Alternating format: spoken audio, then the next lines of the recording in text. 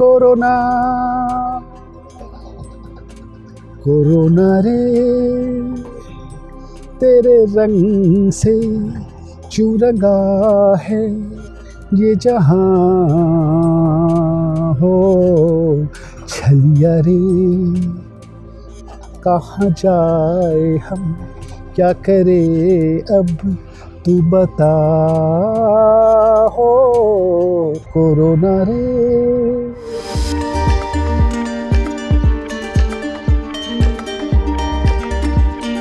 30 साल का लंबा ब्यूरोक्रेटिक आपका करियर रहा है, लेकिन इसके अलावा भी आपके बहुत सारे शौक़ रहे हैं, बहुत सारी हॉबीज़, जैसा कि मुझे जानकारी है। बॉलीवुड में आप you are a known face, बहुत सारी फिल्मों में आपने काम किया है, बहुत अच्छे सिंगर आप हैं, राइटर भी हैं। ये सारी चीज़ें आप कैसे कर लेते हैं बीइंग एन IAS ऑफिसर? क्योंकि ना केवल हमारे दर्शकों बल्कि मेरे जहन में भी ये है कि एक IAS ऑफिसर के पास समय कहाँ रहता है, कैसे मैनेज करते हैं? नहीं, आपकी बात तो बिल्कुल सही है अपनी जगह, लेकिन मैं अपने प्रोफेशन को कभी कॉम्प्रोमाइज़ नहीं करता हूँ, क्योंकि मेरा ब्रेड एंड बटर तो मेरा प्रोफेशन है। लेकिन हाँ, जो हॉलीडेज़ होता है उसको मैं यूटिलाइज़ करता हूँ, अपने पैशन को फॉलो करता हूँ। मेरे शुरू से थिएटर्स में इंटरेस्ट रहा और मैंने कई थिएटर्स किए, बहुत सारे ड्रामा किए, बहुत प्लेस किया स्कूल डेज में, कॉलेज डेज में। और जब सर्विस में आया तो शुरू में तो बिल्कुल समय नहीं मिल पाता था, लेकिन हाँ, एक समय जब मैं दिल्ली में पोस्टेड हुआ तो मुझे सैटरडे संडे मिल जाता था। तो मैंने सोचा कि इस सैटरडे संडे को क्यों नहीं यूटिलाइज़ करूं। तो जो होता है, जब एक बार कीड़ा घुसता है एंड स्पेशली जिसमें आपकी इंटरेस्ट होती है, चाहे वो एक्टिंग में हो, चाहे सिंगिंग में हो, चाहे आप स्क्रिप्ट लिख रहे हैं उसमें हो, स्टोरी राइटिंग में, तो मैं सोचा कि मैं थोड़ा इस फील्ड में आऊँ। और इत्तेफाक से मेरे को सबसे पहले जो मौका मिला वो क्रांतिवीर एक पिक्चर थी नाना पाटेकर की, तो उसकी एक पार्ट 2 बनी थी, सीक्वल। तो उसमें मुझे पहली बार मौका मिला, मेहुल कुमार जी ने मुझे मौका दिया। तो वहाँ से मैं आगे बढ़ा अपना फिल्मी कैरियर। उसके बाद बहुत सारी पिक्चरें मिली। नाना पाटेकर के साथ मैंने दूसरी पिक्चर की, अटैक्स ऑफ 26/11, और बड़ी अच्छी मूवी थी वो, कसाब के ऊपर बनी हुई थी। एंड उसके बाद फिर पुलिसगिरी आई, संजय दत्त के साथ मैंने किया। फिर सरबजीत किया, ऐश्वर्या राय थी उसमें। And the accidental prime minister Manmohan Singh की, हाँ, वो बायोपिक थी। तो अनुपम खेर जी के साथ काम करने का मौका मिला। और अभी एक मेरी नई मूवी आएगी कंगना रनौत के साथ, जयललिता। तो 19 फरवरी को वो रिलीज़ होने वाली है। भोजपुरी पिक्चरें मैंने बहुत की हैं, क्योंकि मैं बिहार का रहने वाला हूँ, तो भोजपुरी तो फैमिली में लोग बोलते ही हैं।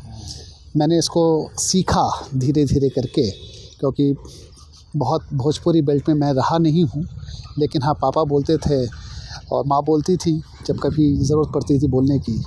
लेकिन इसको मैंने पिकअप कर लिया और करीबन 70-80 भोजपुरी मूवीज़ मैंने किया इसके। तो सर कमाल है। तो ये बताइए मुझे कि जब आपने पढ़ाई की, पढ़ाई में भी आप अव्वल रहे, गोल्ड मेडलिस्ट इन स्टैटिस्टिक्स। ये बताइए कि आप अभी भी इतने हैंडसम हैं। अरे नहीं यार, नहीं बहुत, अभी भी सर आप कॉम्प्लेक्स दे देंगे छोटे छोटे लोगों। नहीं, ऐसी बात नहीं है। नहीं, ऐसी ही बात है, मैं बेवजह तारीफ़ नहीं कर रहा हूँ। तो क्या स्टूडेंट लाइफ में कभी नहीं सोचा कि मुझे बॉलीवुड जाना चाहिए, मुझे एक्टर बनना चाहिए, कि या शुरू से ही IAS बनने का आपका सपना था? सपना तो पेरेंट्स की वजह से आया, और चूँकि हमारे फादर मदर दोनों यूनिवर्सिटी में थे। बड़े चाचा भी यूनिवर्सिटी में, बड़ी चाची भी यूनिवर्सिटी में, छोटी चाची भी यूनिवर्सिटी में, दादा यूनिवर्सिटी में। तो सब लोग कह रहे थे कि अब ये एजुकेशन से हट के एक नए फील्ड में आओ। तो हम 2 भाई हैं, जुड़वा भाई हैं, तो हम लोग को मोटिवेट किया पेरेंट्स ने, और फिर हम लोग आ गए सर्विस में। तो पहली सर्विस जो थी मेरी वो GIC की थी, जनरल इंश्योरेंस कॉर्पोरेशन, उस समय असिस्टेंट एडमिनिस्ट्रेटिव ऑफिसर। तो बहुत उसको मैंने ज्वाइन किया बस 2 दिन के लिए। तब तक मेरी सिलेक्शन हो गई थी इंडियन स्टैटिस्टिकल सर्विस में, जो इंडियन इकोनॉमिक सर्विस है, स्टैटिस्टिकल सर्विस। तो उसको मैंने ज्वाइन किया था। फिर मैंने अटेम्प्ट्स लिया, तो फिर फॉरेस्ट सर्विस में मैं आ गया, फिर मैं रेलवे ट्रैफिक सर्विस में था और फिर मैं IAS में आया। तो भगवान की दया है, हो गया। तो आ गया। मतलब आपके ज़हन में बॉलीवुड नहीं था? बॉलीवुड तो था, ऐसी बात नहीं थी, क्योंकि मैंने कहा ना कि कीड़ा है, एक कीड़ा तो घुसा हुआ था, लेकिन समय नहीं मिल पाता था। यहाँ पर भी हमारी जो प्रेजेंट असाइनमेंट है, मुझे वर्किंग डेज़ में समय नहीं मिल पाता है। मैं सिर्फ हॉलीडेज़ को ही यूज़ करता हूँ। इसी के लिए मैं चाहे डायरेक्टर हो चाहे प्रोड्यूसर है मूवीज़ के, मैं उसको कहता हूँ मेरा शेड्यूल सिर्फ रखना सैटरडे संडे को, इसके अलावा मेरे पास समय नहीं है। तो उसी हिसाब से वो शेड्यूल डिज़ाइन करते हैं। तो इसी के लिए मैं शॉर्ट रोल्स, कैरेक्टर रोल्स करता हूँ, बड़े रोल्स को मैं कर नहीं सकता हूँ। हाँ, रिटायरमेंट के बाद देखा जाएगा उस समय। रादर मैंने एक स्क्रिप्ट भी लिखा है, दिस इज़ ऑन टेररिज्म।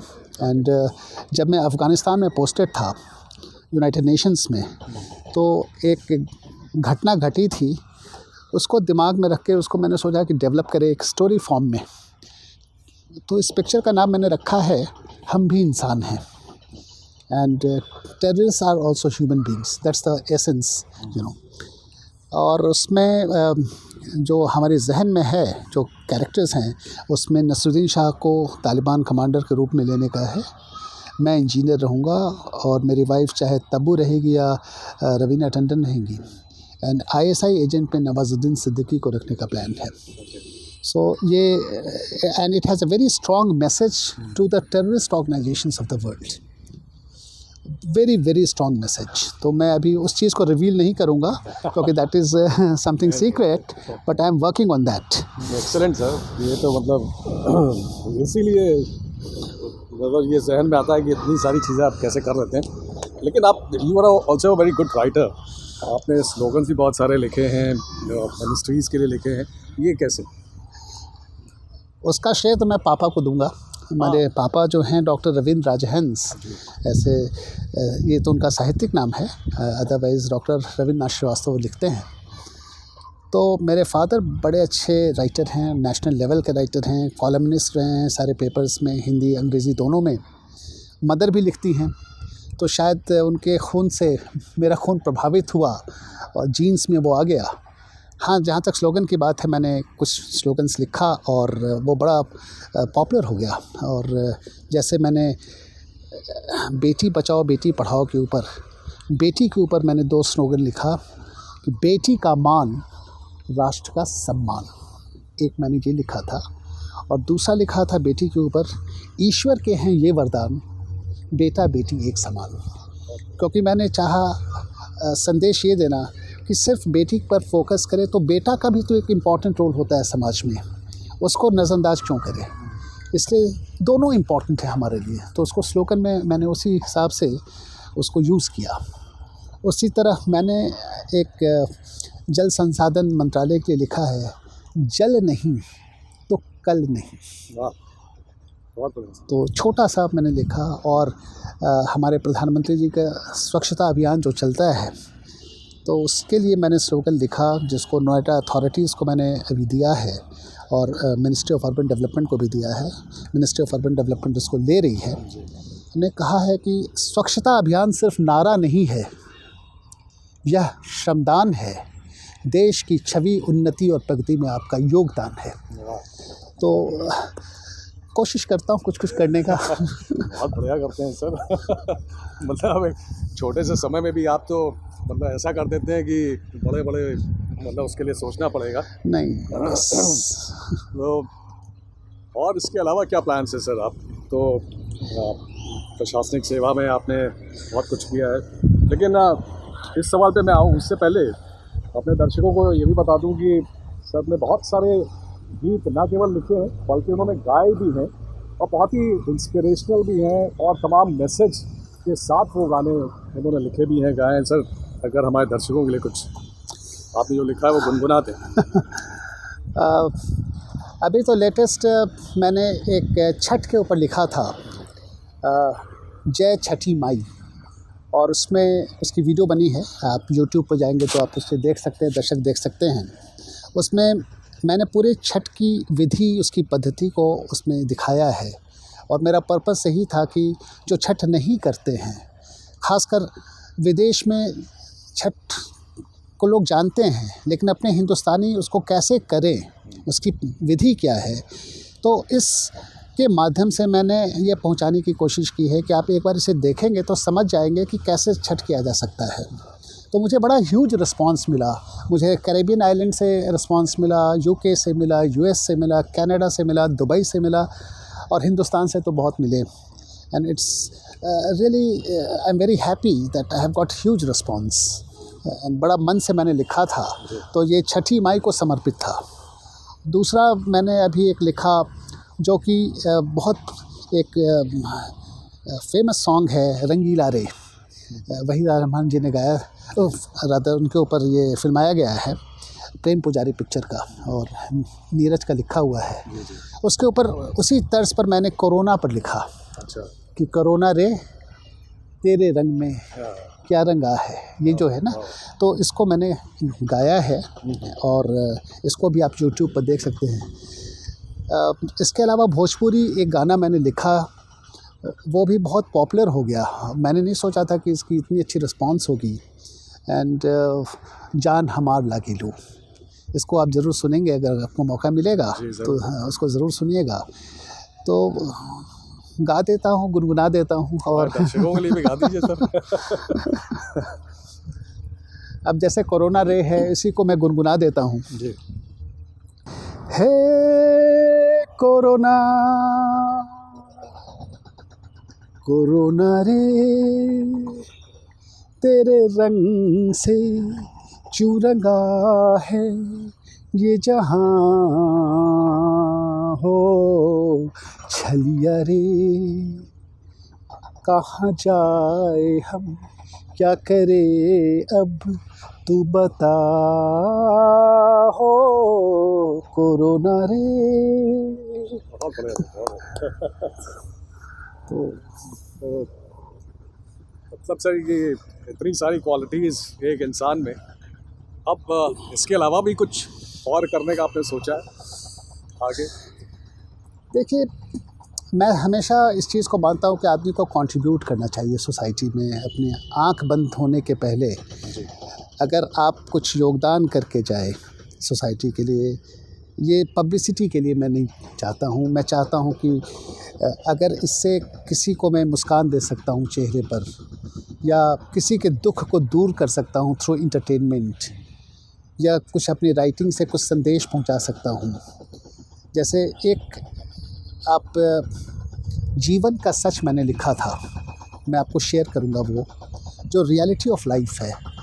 और उसके ऊपर बड़ा ट्वीट आया मुझे, सतीश कौशिक जी का ट्वीट आया एंड कई लोग का ट्वीट आया। उसमें मैंने यही दिखाया है कि आप क्या छोड़ के जाओगे। आज जो लोग पैसा कमाने के लिए मर रहे हैं और इस दौड़ में फंसे हुए हैं, एक चवन्नी भी लेके नहीं जाओगे, सब यही धरा का धरा रह जाएगा। और उसी को मैंने बड़ा मतलब मार्मिक वे में उसको शुरुआत की और बहुत पॉजिटिव एंड से उसको मैंने ख़त्म किया है।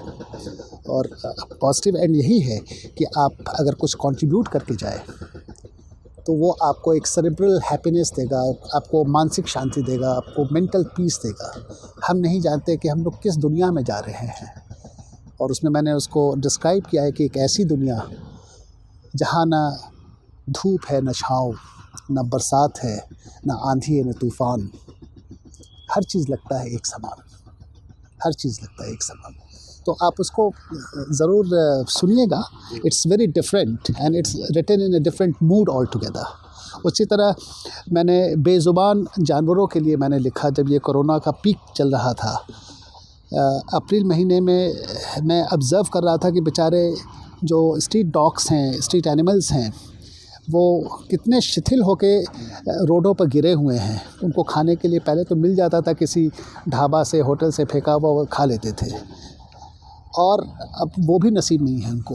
अच्छे अच्छे मैंने कुत्तों को देखा रोड पर ऐसे ही बैठे हुए हैं ग्रुप में, और खाने के लिए कोई आदमी आया तो रोटी उनके सामने आया। मैं अपनी बड़ाई नहीं कर रहा हूँ, लेकिन इतना बात मैं अपने आपके इस माध्यम से पहुँचाना भी चाहूँगा। जो मैं करता था मेरी गाड़ी में बिस्किट और ब्रेड रखा रहता था। मैं 6 बजे शाम 6 बजे से 8 बजे तक, आप जिस रोड को मैं फॉलो करता था, पहले दिन जब मैंने डाला कुत्ते को तो एकदम लपक के वो आए खाने के लिए, और ये रूटीन बन गई। मेरी गाड़ी वहाँ से निकलती थी, ये कुत्ते सब आ जाते थे, मेरी गाड़ी को पहचानना शुरू कर दिया उन्होंने, और उनकी आँखों में एक ऐसी मासूमियत थी और ऐसी साथ साथ खुशी मिलती मुझे कि खुश हो जाते थे कि कोई आया है देने के लिए, कुछ खिलाने के लिए। ये मुझे बड़ा सुकून देता था, और ये मैंने करीबन 6-7 महीने तो चलाए। हर दिन मैंने किया है, चाहे वो वर्किंग डे हो चाहे नॉन वर्किंग डे हो, हर दिन मैंने किया है। तो मैं ये संदेश देना चाहूँगा कि बेचारे ऐसे जो बेज़ुबान जानवर है, उसको आप अपने सोसाइटी का पार्ट माने, उसको आप अपने फैमिली का पार्ट माने। बेचारे उनके पास चवन्नी नहीं होता है कि वो सामान खरीदने जाएंगे, आप ही लोग देंगे तो खाएंगे, नहीं देंगे तो भूखे मर जाएंगे। तो ये अपना दिल कहता है कि उनके लिए कुछ करें। और आपको साथ साथ मैं ये भी बताता हूँ कि मेरा दिल बड़ा ख़राब लगता है जब चौराहे पर बेचारे अपंग लोग भीख मांगते हैं। अगर कुछ बनता है तो दे दो। सिक्के आपके पॉकेट में रह जाते हैं, अगर वो सिक्के को बटोर करके आप अपने गाड़ी में रखें, आंख बंद करके जितना आपकी मुट्ठी में आता है आप उसको देते, उसको आप रोटी दे सकते हैं। भले आप रुपया ना दो, सिक्के हो सकते हैं ऐसे ही फेंके आपके घर में इधर उधर दिखे, आप उसको यूज़ भी नहीं कर पाओगे। लेकिन अगर वही सिक्का अगर किसी का पेट भर देता है तो ज़रूर उसको कर दो, ऑन द स्पॉट आप मदद कर दो। ये मैं करता हूँ, मेरा दिल है। सवाल है सर, बहुत बढ़िया है। अब एक आखिरी सवाल, being an senior IAS officer, हमारे देश के जो नौजवान हैं जो IAS बनना चाहते हैं, और ख़ासकर नागालैंड के युवा, जैसा कि आपने भी बताया कि अब सिविल सर्विसेज की ओर आकर्षित हो रहे हैं और उसकी तैयारी भी कर रहे हैं, अपीयर हो रहे हैं और सेलेक्ट भी हो रहे हैं। आने वाली जनरेशन जो IAS बनना चाहती है, क्या संदेश आप उनको देंगे? कैसे तैयारी करें, क्या सोचें, और किस मकसद के साथ सिविल सेवा में? देखिए, एक सबसे बड़ी चीज़ जो सिविल सर्विसेज के साथ है, पर्टिकुलरली IAS और IPS के साथ है, कि आप डायरेक्टली पब्लिक को आप हेल्प कर सकते हो। प्रशासनिक सेवा में बहुत एडवांटेज ये होता है कि आप, चाहे वो विलेज डेवलपमेंट हो, चाहे वो टाउन डेवलपमेंट हो, चाहे वो सिटी डेवलपमेंट हो, तो आपकी पोजीशंस ऐसे हैं जहाँ पर आप लोगों के कांटेक्ट में आते हैं। बहुत सारे फंड्स होते हैं विकास के, आप अगर दिमाग में बैठा लो, और मैं हमेशा इस बात को कहता हूँ, मैं भी जब कलेक्टर था दीमापुर का तो मैंने एक काम किया था। हमने कहा कि मैं नहीं जानता मेरा टेन्योर कितने दिन का होगा, लेकिन मैं एक साथ सारी चीज़ को लेकर नहीं चलूँगा कि मुझे ये भी करना है, ये भी करना है, वो भी करना है, ये नहीं करूँगा। मैं अगर कंट्रीब्यूट एक काम कर दिया ना तो वो मुझे खुशी देगी। और वही मैंने किया था कि दीमापुर का रेलवे स्टेशन, जहाँ पर एक एंट्री और उसी से एग्ज़िट हुआ करती थी, क्योंकि उसकी जो एग्ज़िट थी वो इंक्रोच्ड थी कम्प्लीटली, तो मैंने ये दिमाग में बैठा लिया कि जितने इंक्रोचमेंट है उसको मैं तो तोड़ दूंगा, और पब्लिक सहूलियत के लिए, पब्लिक कन्वीनियंस के लिए ये अगर मैं काम करूँ तो पब्लिक सपोर्ट मुझे मिलेगा, और सभी हमारे जितने नेता हैं वो भी मुझे सपोर्ट करेंगे, कोई चिल्ला चिल्ली नहीं करेगा इसको लेकर के। मैंने नोटिस दिया रेलवे अथॉरिटीज़ को, शुरू में वो नहीं माने थे, फिर उस समय नीतीश जी रेलवे मिनिस्टर थे, उनको मैंने फ़ोन किया, उनको मैंने अपनी पूरे कॉन्सेप्ट को समझाया कि ऐसे ऐसे मैं चाहता हूँ, and he said mister Karish go ahead. और मैंने दीमापुर रेलवे स्टेशन का जो बाहर का एरिया था कम्प्लीटली बुलडोज कर दिया था।